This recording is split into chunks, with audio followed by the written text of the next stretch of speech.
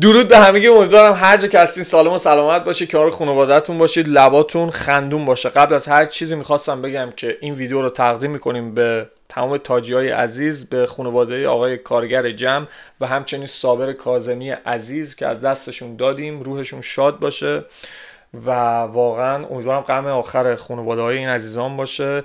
آقای کارگر جمعی که ما باهاشون یه دونه ستاره آسیاییمون و مدیون ایشون هستیم و صابر کاظمی که حالا یه دونه از سرویساشون میذارم. من خودم فنش بودم و کلا سرویس‌ها و اسپکاش فوق‌العاده بود. این جوون طبق یه سانحه‌ای از دستش دادیم و خیلی ناراحت کننده بود این داستان. انقدر هایلایت‌ها زیاد بود که واقعا نامردیه من یه دونه فقط صحنه رو ازش بذارم، ولی فقط به نشونه احترام براش این سرویس رو میذارم. روحش شاد باشه. بریم سراغ ویدیومون. قبل هر چیزی میخواستم تشکر بکنم از تمام کسایی که تو برنامه لایو ما شرکت کردن، نظراتتون رو گفتید، بحث‌های تاکتیکی با هم کردیم. واقعا شمایی که باعث میشید که لایوهای ما همینجور بهتر و بهتر بشه و من کلا تو بازدیدش دارم اینو میبینم. دم همتون گرم، این برنامه برای شماست. و اینکه اگرم کانال ما رو تا الان لایک و سابسکرایب نکردید، لایک و سابسکرایب بکنید. همین الان من منتظرم. دم همگی گرم.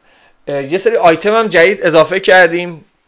شما این شیپور رو میبینید که قراره ازش تو لایو بتره کنیم و این اسکارف هم داریم که دیگه هستیم در خدمتتون. گفته بودید یه سری آیتم اضافه کنم، حالا فرصتش شد که ما این کارو بکنیم. بریم سراغ آنالیز بازی استقلال و آلومینیوم. صحنه‌هایی که تو این بازی اتفاق افتاد تقریبا میتونم بگم که ادامه صحنه‌هایی بود که تو بازی‌های قبلی هم اتفاق میافتاد. کارهای ترکیبی عالی، پرس جلوی فوق‌العاده ما، سیستممون دوباره 4-2-3-1 بود.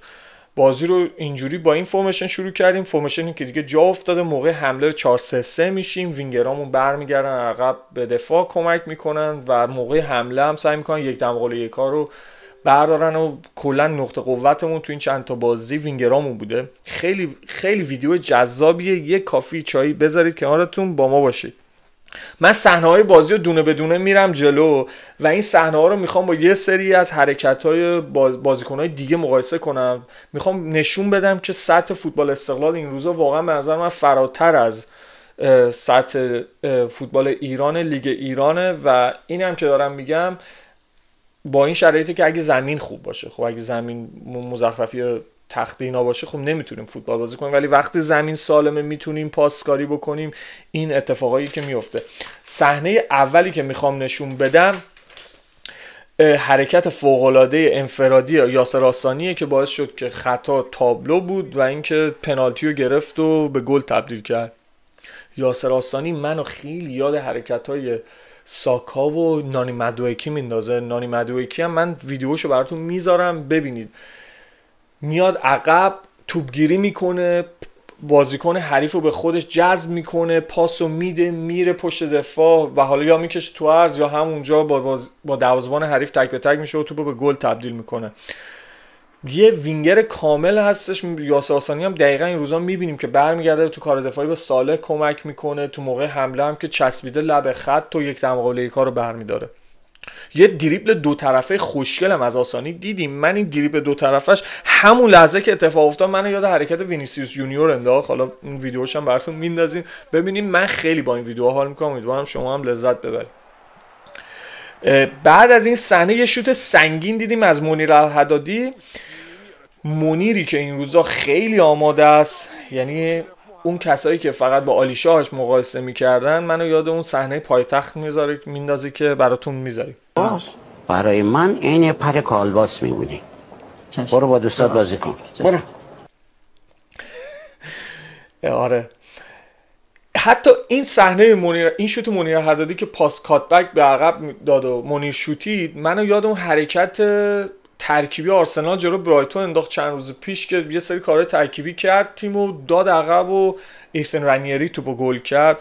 واقعا اگر یک حرکت یه بار تکرار شه توی بازی من میتونم بگم این حرکت شانسی بوده، ولی وقتی چندین بار پشت سر هم تکرار میشه نشون دهنده عملکرد فوق‌العاده کادر فنی و بازیکن‌هاست. یعنی این کارا کاملا حساب کتاب شده است و بازی پشت بازی، حرکت پشت حرکت داریم اینا رو میبینیم. حرکت بعدی علیرضا کوشکی یه دونه شوت زد که حالا این کار استاد میکشه تو عرض و تو زاویه موافق و مخالف میشوته.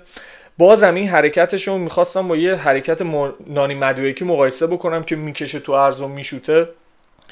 این صحنه ها واقعا میگم که وینگرهای ما الان بالاتر از سطح ایران دارن بازی میکنن و اینو داریم تو هر حرکت داریم میبینیم. دوباره حرکت کوشکی رو میبینیم که این دفعه به جای اینکه بکشه تو عرض میکشه داخل، یعنی به تو میزنه و حالا با بدشانسی هم توپ گل نمیشه.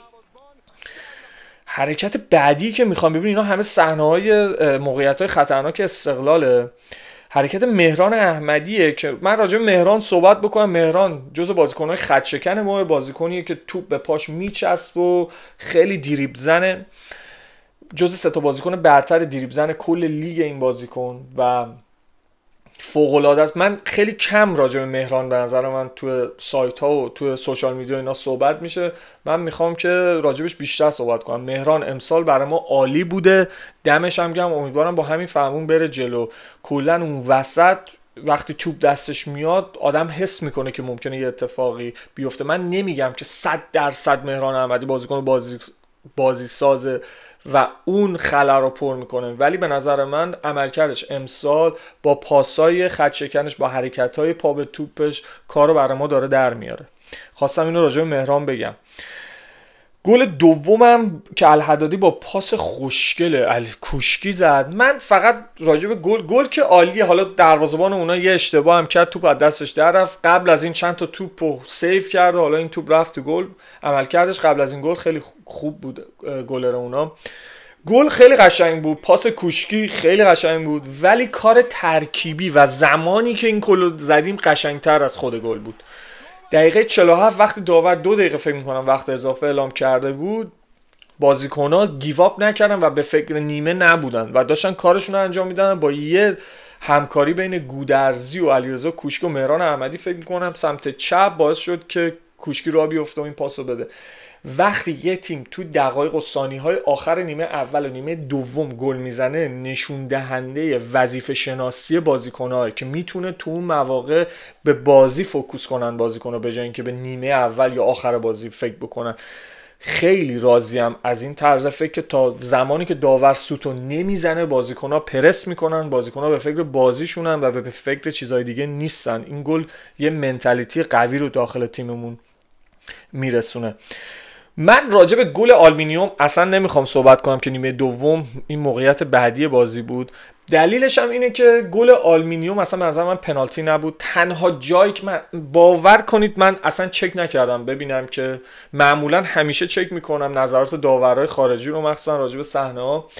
من اصلا کاری ندارم. این شمایی که فوتبال رو دنبال میکنید از نزدیک امکان نداره این صحنه پنالتی باشه. حالا به انگلیسی بهش میگن اون صحنه که میره وی آر باید کلیر آبویوس باشه، به فارسی هم میشه واضح باشه، یعنی داور باید به وضوح اشتباه کرده باشه که اون صحنه بره برای وی آر، نه اینکه صحنه بره برای وی آر 2-3 دقیقه عزیزان بشینن و چک کنن و بررسی کنن. این استفاده از وی آر نیست. حتی اگه برخورد شده باشه چون واضح نبوده نباید اصلا میرفت برای وی آر. این فقط ایرانه که ما از وی آر اینجوری استفاده میکنیم و همین حرکت باعث شد که حبیب فرعباسی که توپا رو یه ضرب داشت میگرفت، برعکس آدم که بعضی وقتا 2 ضرب گیره مصدوم بشه و کشاله ران مصدومیت براش ایجاد بشه. حالا راجع به حبیب هم صحبت میکنیم. تا اینجا خبرایی که به دست ما میرسه اینه که 1 ماه از میادین دور خواهد بود و اینا همش تقصیرش اون داور مزخرف بازی با اون برادر بونجلتر از خودش. اصلا این صحنه پنالتی نبودنش، ما اصلا نشون نمیدیم این صحنه رو. موقعیت بعدی که اتفاق افتاد شوت سنگین یاسر آسانیه. من بازم این حرکت آسانی رو میخوام با حرکت جذاب ساکا مقایسه کنم. گفتم آسانی منو یاد یه سری بازیکن‌ها مثل مدویکی، یاد ساکا و حتی یه سری حرکاتش منو یاد وینیسیوس جونیور میندازه که توپ به پاش میچسبه، با ضرب پیش میره و میکشه تو عرض یا میزنه داخل. کوشکی هم همینطور. حالا اینم ویدیوشو میذاریم براتون ببینید، لذت ببرید. ویدیو بعدی که میخوام براتون بزنم شوت سنگین آسانیه که اونم میبینیم چقدر موقعیت سازی شده برای این بازیکن و یه سریاش هم خودش برای خودش فراهم کرده و اینم با بدشانسی گل نشد واقعا. گل سوم هم که کوشکی زد با پاس الحدادی. بازیکنی که خیلی هم قد قامت بالایی نداره و نشون میده که اگر شما بجنگی برای توپ بعضی وقتا میتونی حتی با قد قامت کوتاه‌ترم یه ضربه سر نرم زد و رفت اون جایی که غم نباشه. قبل از اینکه این گل زده بشه یه ضربه آزاد برای استقلال بود که نتیجه کرنر شد که توپ برگشت و این سانتو الحدادی به زیبایی انجام داد. یه نکته هم که ما تو این چند تا بازی پیشرفت کردیم توش ضربات ایستگاهی مونه. ما تو ضربات ایستگاهی خیلی پیشرفت کردیم واقعا، چون اوایل فصل همتون میگفتید که ما اصلا هیچ برنامه‌ای نداریم و اصلا کلا ضربات ایستگاهی استقلال بوی گل نمیده، ولی الان یه سری پلنا ریختن که یه سری کارهای ترکیبی داریم میکنیم که تو چندین ضربه ایستگاهی دارم میبینم که چقدر خطرناک داریم ظاهر میشی. و در آخر هم یه دونه شوت منیر حدادی زد که دوباره با بدشانسی گل نشد. تشویق ایسلندی بین بازیکن‌ها و هوادارا جذاب، این تقریبا شده یه رسم بعد بازی استقلال. خیلی حال میکنم من این صحنه‌ها رو میبینم، این خوشحالی‌های جالب ساپینتو، من بهش میگم خوشحالی‌های کلاپگونه، یورگن کلاپگونه ساپینتو، خیلی جذابه، خیلی دارم عشق میکنم با جوی که تو استقلاله. و حتی بعد گلی که الحدادی زدم دیدید که به کوشی گفتش که بیاد و با هم خوشحالی بکنن. این نشون دهنده همبستگی تیمی این روزای استقلاله و امیدوارم با همین فاز بریم جلو. چند تا نکته دیگه هم هستش که میخوام راجع به بازی بگم. من از کارت گرفتن آشاماتو اصلا راضی نیستم، باید مراقب باشیم، باید یکی باهاش صحبت کنیم. ما بازی حساسی در آینده داریم و این کارت زرد میتونه کار دستمون بده، چه تو دربی چه جلو بازی با سپاهان. باید حواسش باشه که چند کارته نشه که بازی رو از دست بده. باید یه صحبتی راجع به این موضوع بشه. و یک نکته دیگه هم دوست داشتم که قلیزاده و اسلامی رو برای چند دقیقه تو بازی ببینم، فقط به خاطر اینکه بازی بعدی ما کوشکی رو توی بازی آسیایی نداریم و به جاش به نظر من قلیزاده خیلی خوب بود که چند دقیقه بهش بازی میرسید و یه خودی نشون میداد. ما دیدیم که به رزاقینیا بازی دادیم و به عنوان یه بازیکن جوان الان چه ثبات شخصیتی توی تیم پیدا کرده و همچین امیدی هم من خیلی به قلیزاده امید دارم. فقط باید بهش یک فرصت خوب داده بشه، نه در حد 5 دقیقه 10 دقیقه، و انتظار داشتم که تو این بازی یه چند دقیقه بهش بازی برسه. ما تو این بازی عالی بودیم. یه نکته دیگه هم که توش بهتر شده بودیم این بود که ما 80 دقیقه تقریبا از تیم پرس دیدیم، حمله کردن دیدیم. این برخلاف بازی قبلی بود که تو نیمه دوم یه افت سطحی رو میدیدیم، ولی این دفعه دیدیم که بهتر شدیم. تو نیمه دوم هم حتی هجومی بازی میکردیم، عقب نمیکشیدیم، اون انرژی حفظ شده بود. این نشون دهنده آمادگی بهتر بدنی بازیکن‌ها رو میرسونه. ببینم که همه چیز رو فکر میکنم که کاور کرده باشم. بریم یه صحبتی هم من بکنم راجع به خامس رودریگز که این روزا با استقلال لینک شده. فقط اینو بگم که خیلی احتمال زیاده که دلیل لینک شدن استقلال با خامس هم الحدادی که این روزا داره با خامس صحبت میکنه، از شرایط خوب استقلال صحبت میکنه. هوادارهای ما که همیشه سنگ تموم میذارن برای تیم، هر بازیکن خفنی دلش میخواد بیاد این روزا استقلال. فقط اینو بگم که من این نظر شخصی دوست دارم، نظر شخصی شما رو هم راجع به بودن اینجور بازیکن‌ها داخل استقلال بدونم. من فن بازیکن بالا مسن نیستم واقعیتش، من بیشتر دوست دارم به جوونا فرصت بدیم و اونا خودشون نشون بدن. ولی خب بازیکنی با رزومه خامس رودریگز رو خیلی سخت رد کردم و بگیم که نیاد، ولی اگه با من باشه سعی میکنم اسکواد استقلال رو یه جور دیگه توی منطقه‌های دیگه، یه سری پوزیشن‌های دیگه بهتر بکنم. این نظر شخصی من. دوست دارم نظر شخصی شما رو هم راجع به حضور خامس، احتمالی حضور خامس توی نیم فصل توی استقلال بدونم. اینم از این. بریم سراغ آیتم بعدی که کامنت های شما دوستای گلمه، کسایی که همیشه کامنت های خفن میذارن و من بسیار لذت میبرم. کامنت اولی که میخوام بخونم از آقا ناصر شهبازی هستن که میگن که آقا اکبر کارگر جمع با همه افتخاراتی که در رده ملی و تاج کسب کرد در هیچ بازی کارت نگرفت و خیلی اخلاق مدار بود و روحش شاد. دقیقاً بسیار زیبا شما گفتید، من کاملا حرفتون رو قبول دارم. آیدی ماتریکس 20 میگن تبریک. من ایشونو میدونم که چقدر روزای بد و خوب استقلال با ما بودن همیشه و همیشه کامنت گذاشتن. دم شما گرم، تبریک به شما هوادارایی که تو روزای سخت استقلال بودن و الان واقعا باید با عملکرد استقلال لذت ببرن. امیدوارم که تا تهش با هم باشیم، همینجوری پشت تیم باشیم، چه تو 11 نفری که بازی میکنن چه بقیه بازیکنان که رو نیمکت هستن. دم شما گرم. آقا امین گل میگن عالی بودن امشب بچه‌ها، خدایی این استقلال اونیه که منتظرش بودیم، به امید قهرمانی در آسیا. خوشم میاد که نه تنها به لیگ فکر میکنیم، اصلا ما لولمون بالاتر از سطح لیگ داخلی مونه و برامون آرزوی آقا امین آرزوی موفقیت داره توی آسیا. دم شما گرم. آیدی فرشاد، آقا فرشاد میگن که رامین وینگر هم میتونه بازی کنه. آقا فرشاد خیلی از عزیزان توی لایو هم گفتن، تو کامنت ها هم گفتن که رامی میتونه وینگر بازی کنه. وقتی ساپینتو رو برده بودن تو برنامه تلویزیونی، ساپینتو گفتش که من رامین رو وینگر نمیبینم. به نظر منم رامین وینگر نیستش و به نظر من دفاع راست هستش. دلیلش هم اینه که رامین قابلیت 1:1 برداشتن رو به نظر من نداره، نفوذاش خیلی فوق العاده است، سانتاش فوق العاده است، دقیقاً کاراکتر یه دفاع راست رو داره. و چیز دیگه هم که میخوام راجع به رامین بگم اینه که دلیل نمیشه چون رامین رو نیمکت بازیکن خوبی نیست. قبلا صالح رو نیمکت بود، رامین بازی میکرد، الان رامین بازی نمیکنه، صالح داره بازی میکنه به جاش و این کاملا یه چیز طبیعیه تو تیم بزرگ که کلا اسکواد، کادر فنی، پشت صحنه، همه اینا یه تیمو تشکیل میدن، نه فقط اون 11 نفری که بازی میکنن. رامین باید خوش بدرخشه، خوب تمرین بکنه، نه فقط رامین، تمام بازیکن‌ها مثل جلالی، بقیه بازیکن‌ها باید خوب تمریناشون انجام بدن، باعث حاشیه برای تیم نشن و ما هم 100% پشتشونیم، چه تو زمین باشن چه رو نیمکت باشن. تا وقتی این لباس استقلال تنشونه ما 100 پشتشونیم.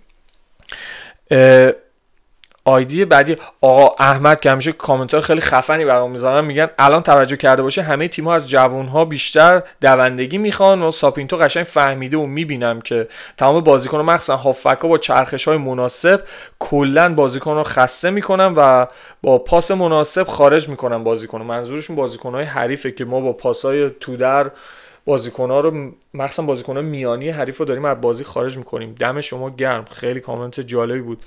و یه کامنت دیگه شون هم میگن که بازیکن باید سر بالا باشه، مخصوصا هافبک‌ها مثل زیدان، وقتی سرت بالا باشه بهترین تصمیم گرفته میشه. سعید سرخیزان همیشه سرش پایینه، آزادی با 2 متر قد سرش پایینه. خب معلومه فقط زوم رو توپ کردن تصمیم درست نمیشه گرفت و از شعاع دور و برت خبر نداری. من فکر میکنم که ایشون منظورش اینه که وقتی که سر پایین بازیکن‌ها باشن، خب از دور و برت خبر نداری. من اینو تا یه حدی قبول دارم، مخصوصا راجع به آزادی. راجع به سرخیزان به نظر من خیلی سرخیزان دوست دارم، عملکردش هم تا اینجا دوست داشتم. به نظر من با 1-2 تا گل به اون روحیه عالی میرسه و خیلی میتونه کارو برای من در بیاره. من سعید سرخیزانو اگر روی ضربات آخر اون تصمیم گیری آخرش یه ذره دقت بکنه، جز بهترین مهاجمای کلا ایرانی میبینمش. آیدی بعدی آقا مزار میگن سلام به همه تاجی های عزیز. همونطور که قبلا یعنی بعد از بدترین باخت تاریخ تاج گفته بودم، صبور باشید، این تیم دیر بسته شده و پیش‌فصل نداشتیم و کلی بازیکن رفتن و بازیکن‌های جدید دیر اضافه شده بودن. این تیم خوب میشه و به بردهای پیاپی میرسه که خیلی‌ها گارد گرفته بودن. الان هم فقط باید از تمام بازیکنان تیم حمایت کنیم، به خصوص نیمکت نشین‌های مثل آقاسی، جلالی، سهرابیان، نازون و آدان که بتونن به اوج خودشون تو این تیم برسن. کاملا قبول دارم. ایشون هم حرف منو یه جورایی کامل میکنن که اسکواد یه تیمو تشکیل میده، نه فقط بازیکن 11 نفره داخل زمین. آقا سعید هم میگن دقیقاً تفاوت فرعباسی با آدان اینه که دو ضربگیر نیست. حالا اون خبرایی هم که به ما رسید آقا سعید، مثل این که فرعباسی یه ماه خارج هست، یعنی از میادین دور خواهد بود. یه کلیپی هم به دستمون رسیده که لنگ لنگون داره استادیوم رو ترک میکنه. ممنون از همه کامنتاتون. اگرم خبری من راجع به فرعباسی و مسئولیت بقیه بازیکنامون به دستم برسه، حتما در میون باهاتون میذارم. دمتون گرم. یه آیتم ویژه هم داریم که برای بانوان عزیزمون هستن که به نظر من تو این روزا کمتر راجع بهشون صحبت کردیم. دم همشون گرم، چقدر فوق‌العاده‌ن همگی، با شخصیت، با وقار بانوانمون میرن تشویق میکنن و چقدر هم هماهنگن با با سکوهای رو دمتون گرم، چه جوی درست میکنید تو ورزشگاه و با همین فرمون امیدوارم که ادامه بدیم. ما همیشه اینجوری بودیم، همیشه تو روزای سخت پشت تیم بودیم، همینجوری هم ادامه خواهیم داد. صحبت آخرم راجع به تیم بسکتبالمونه که تو صدریم، دارن میترکونن. من عشق دارم میکنن با بازیایی که انجام میدن. دم همتون گرم، خیلی هم عالی. حالا بیشتر راجع به کارهایی که بقیه تیم‌ها دارن انجام میدن زیر اسم استقلال، زیر اسم باشگاه فرهنگ ورزش استقلال صحبت خواهیم کرد توی ویدیوهای بعدی. از همینجا میخوام خداحافظی کنم از همتون. اگرم ویدیوهای ما رو کانال ما رو سابسکرایب نکردین، ویدیوهای ما رو لایک نکردین، لایک و سابسکرایب بکنید. دم همگی گرم، آسمونتون آبی باشه. بدرود.